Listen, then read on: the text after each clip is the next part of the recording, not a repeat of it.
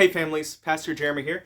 I wanted to take a second and show you a resource that I've been exploring that I really like. This is called Unfolding Grace for Kids.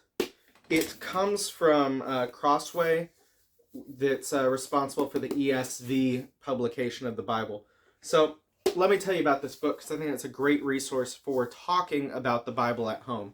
So what this text does, this book tells the narrative of the Bible from Genesis to Revelation of God's involvement with people and in human history.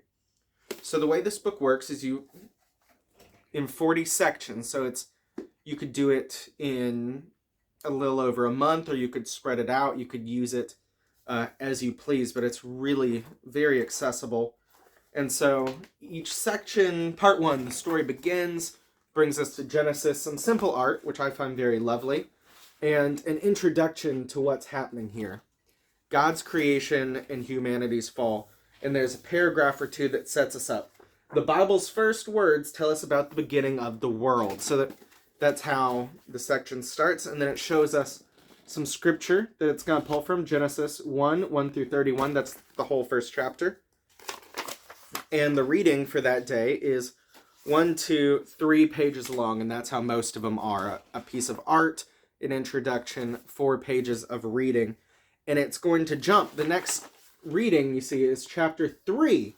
So it's only pulling on the key points of the narrative. So if you read this from front to back, you will have gone from Genesis to Revelation, and your kids who you read it with will have the whole overarching story of the Bible and God's redemptive work in human history.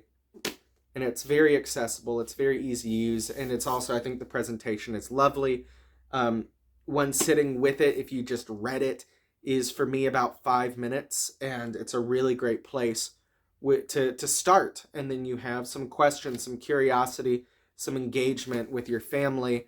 It's great at the dinner table. It's great maybe as the evening wraps up at home, you can sit down, read the 4 pages, and say a prayer, have a conversation, ask some questions.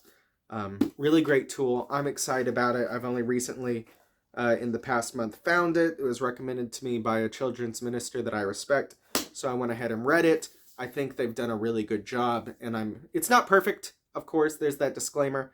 Nothing's ever perfect, but it's really good, and it's really easy, and it's nice. So I wanted to share it with you because I think it's really cool, and just another way that you can do church at home.